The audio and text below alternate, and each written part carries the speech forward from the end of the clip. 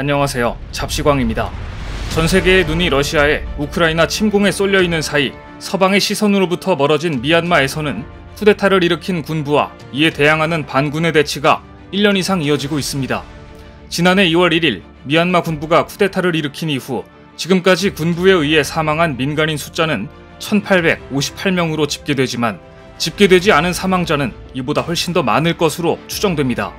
쿠데타로 집권한 군부 세력은 과거처럼 잔인한 소탕 작업을 하면 민주 세력의 저항이 바로 수그러들 것으로 예상했습니다. 하지만 의외로 시민들의 투쟁은 1년 동안이나 계속되고 있습니다. 미얀마 군부가 지난 1년간 수도 네피도를 빼고는 미얀마를 장악하지 못했다는 것은 군부가 전혀 예상치 못한 상황을 맞고 있다는 것을 의미합니다. 더구나 전국적으로 사병은 물론 장교들의 탈영까지 증가하자 조급해진 미얀마 군부는 더욱더 잔인한 소탕 작전을 진행 중입니다. 하지만 지난 1년간 UN 안전보장이사회는 우크라이나 전쟁에만 신경 쓸 뿐 미얀마에 대해서는 무관심으로 일관해 왔습니다. 군부를 옹호하는 중국과 러시아가 상임이사국이라는 것이 UN의 한계라지만 그래도 UN이라는 이름이 부끄러울 정도로 미얀마를 방치하고 있는 것인데요. 그런데 이런 상황에서 아름아름 미얀마 군부 세력을 지원하던 일본은 이제는 아예 민간인 공격까지 도왔다는 사실이 폭로되면서 국제사회의 비난이 일본에 쏠리고 있습니다. 과거부터 추진했던 경제협력은 손실이 발생할 수 있으니 경제 지원은 그렇다 쳐도 미얀마 군부에 대한 군사적인 지원은 용납하기 어려운 일인데요. 최근 국제인권단체들은 일본이 미얀마 쿠데타 군부 세력의 간부들을 대상으로 위탁교육을 한 것으로 드러났다며 즉시 이 비열한 위탁교육을 중단할 것을 촉구했습니다. 국제인권단체 휴먼 라이츠 워치와 군부감시단체 저스티스 포 미얀마는 민간인 공습에 가담해온 한 공군 장교의 증언을 통해 일본 정부가 미얀마 쿠데타 군사정권의 간부들을 대상으로 위탁교육을 한다는 사실이 밝혀졌다고 주장했습니다. 인권단체들은 미얀마 마괴 공군기지 부사령관인 흐란 모 중령이 일본에 가서 군사훈련을 받은 것으로 확인됐다고 전했습니다. 그런데 이 마괴 지역은 쿠데타 군부 세력이 잔인한 민간인 소탕 작전을 펼치고 있는 지역입니다. 이 지역에서만 이미 5만 명 이상의 피난민이 발생했습니다. 미얀마 장교들이 일본 방위성에서 배운 내용을 바탕으로 민간인 소탕 작전을 펼치고 있는 것입니다. 이 같은 사실은 이미 일본 아사히 신문에서도 보도한 바 있습니다. 아사히는 일본 방위성이 2015년부터 미얀마 군부의 간부들을 위탁받아 교육하고 있으며 쿠데타를 일으킨 후에도 일본은 계속해서 이들에 대한 위탁교육을 지속해왔다고 폭로한 바 있습니다. 일본 방위성의 교육을 받은 미얀마 군부 세력의 장교는 30명이 넘는 것으로 알려져 있는데요. 미얀마 시민저항군의 대변인은 일본을 향해 이렇게 촉구했습니다. 미얀마군에 대한 위탁교육 프로그램은 용납될 수 없는 일이다. 일본은 즉시 이 프로그램을 중단하고 군사정권이 운영하는 미얀마 기업들과의 거래도 즉시 끊어야 한다. 미얀마 군부는 2020년 11월 미얀마 총선이 민주진영의 승리로 끝나자 이것이 부정선거라고 주장하며 2021년 2월 쿠데타를 일으켜 정권을 잡았고 반대 세력을 잔인하게 탄압하고 있습니다. 그런데 이런 군인들을 쿠데타 이후에도 계속 받아 위탁교육을 해왔다니 일본은 미얀마 쿠데타 정권의 시민 탄압을 돕고 일조에 따른 비난을 피할 수 없게 됐습니다. 한국을 비롯해 서방 국가들은 쿠데타 군사정권을 인정하지 않는다는 의미에서 미얀마의 대사 대신 대리대사를 임명해왔습니다.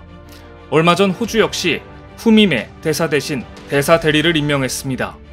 이것은 한국과 호주 등이 군부의 합법성을 공식적으로 인정하지 않으면서도 미얀마 내 자국의 이익을 옹호하는 활동은 유지하기 위한 수단입니다. 이처럼 국제사회가 공조하고 있는 가운데 일본만이 부적절한 행동을 연이어하고 있습니다. 그런데 일본이 이 같은 지원을 하는 이유는 무엇일까요? 결국은 돈 때문입니다. 국제인권단체들은 미얀마 가스전에서 나오는 막대한 수익금이 쿠데타 군사정권으로 흘러들어가 유혈 탄압을 자행하는 자금줄이 되고 있다고 지적하면서 합작 투자 형태로 사업을 벌이는 글로벌 에너지 석유 업체들에게 미얀마 군부와의 사업을 중단하라고 촉구해왔습니다. 미얀마 외화 수입의 약 50%는 가스전 수익금에서 나오고 있습니다. 군사정권은 가스전 수익금으로 2021년부터 2022년 15억 달러, 약 1조 7,900억 원을 벌어들일 수 있는 것으로 전망됩니다. 군사정권에 어마어마한 자금이 유입되는 것입니다. 쿠데타 이후 미국은 여러 가지 제재를 가하긴 했지만 유독 미얀마 국영 석유가스 회사에 대해서는 제재하지 않았습니다. 국제인권단체들은 그 이유를 미얀마 국영 석유사와 사업을 벌이는 미국의 정유기업 세브론의 로비 때문이 아니냐는 의혹을 제기한 바 있습니다. 국제인권단체들의 압박이 심해지자 결국 유럽연합은 군부의 돈줄인 미얀마 국영 석유가스 업체를 제재하는 데 동참했습니다. 그러자 프랑스 거대 에너지기업 토탈사도 제재에 찬성한다는 입장을 밝혔고 마지못해 미국의 에너지기업 세브론도 제재에 동참했습니다. 이것은 미얀마 쿠데타 1년을 지나오면서 나온 가장 의미 있는 사건이었습니다. 지난해 쿠데타 이후에도 러시아와 중국은 미얀마 군부의 전투기와 장갑차를 계속해서 제공하고 있고 러시아는 추가 무기 공급도 약속했다는 보도가 나왔습니다. 세르비아의 경우 같은 기간 로켓포와 포를 미얀마에 수출했다는 보도도 있었습니다. 이래서 국제인권단체들은 UN 안보리가 최소한 무고한 이들을 살해하는데 사용되는 무기가 미얀마 군부로 가지 못하게 하는 결의안은 통과시켜야 한다고 주장합니다.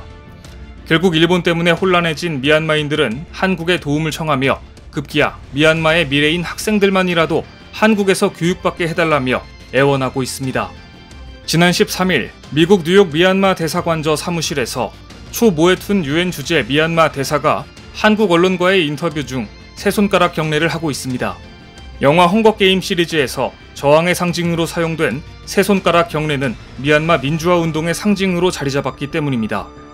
초 모에툰 유엔 미얀마 대사는 과거에는 미얀마 군부의 원조를 하는 주요 국가는 중국이었는데 최근에는 러시아가 사업 진출을 확대하고 있다며 우려를 표하면서 미얀마에 대한 세계의 관심을 거듭 촉구했습니다. 그러면서 한국에 대해 이렇게 말했습니다. 우리는 한국을 항상 부러워합니다. 한국은 민주주의 국가를 건설했고 전 세계 10위권에 드는 부자 나라입니다. 지난해 한국 국민과 정부가 많은 성원을 보내주신 것에 감사합니다. 끝까지 독재 세력과 싸울 수 있도록 지원해 주시기 바랍니다. 지난 6월 1일 미얀마 최대 도시 양곤에 있는 한국 대사관 앞의 모습입니다. 새벽부터 미얀마 청년 수백 명이 줄을 서서 서류를 한국 대사관에 접수시키기 위해 장사진을 치고 있습니다. 주 미얀마 한국 대사관이 며칠 전부터 SNS를 통해 한국 유학을 원하는 학생들이 한국 대학에 보내야 하는 서류의 공증 업무를 6월 1일부터 선착순으로 대사관에서 받아 처리하겠다고 공지하자 유학 희망자들이 새벽부터 줄을 섰습니다. 미얀마 국민들은 쿠데타 이후 특히 딸이 있는 가정은 좌불안석이며 한국행을 원하는 것으로 알려졌습니다.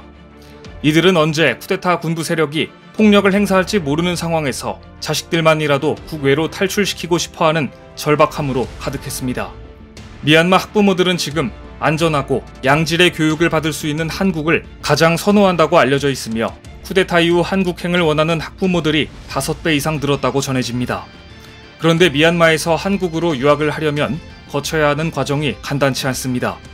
출신 학교 관련 서류를 떼어 번역을 한 뒤 공증을 받고 이를 미얀마 외교부와 한국 대사관에서 차례로 공증을 받아 한국 대학에 제출한 뒤 입학 승인을 받으면 다시 한국 대사관에서 유학 비자를 받는 과정을 거치게 됩니다. 이렇게 복잡한 절차를 통과해야 가능한 일이지만 이들에게 한국행은 너무나 절박한 일입니다. 이처럼 미얀마 국민들은 1년 넘게 군부의 총과 대포 앞에서 일부는 저항하고 일부는 자식들이 남아 안전한 나라로 보내려고 필사적으로 애쓰고 있습니다.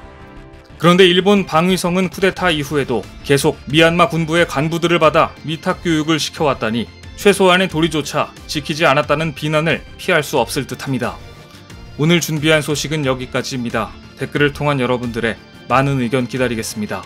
시청해주셔서 감사합니다.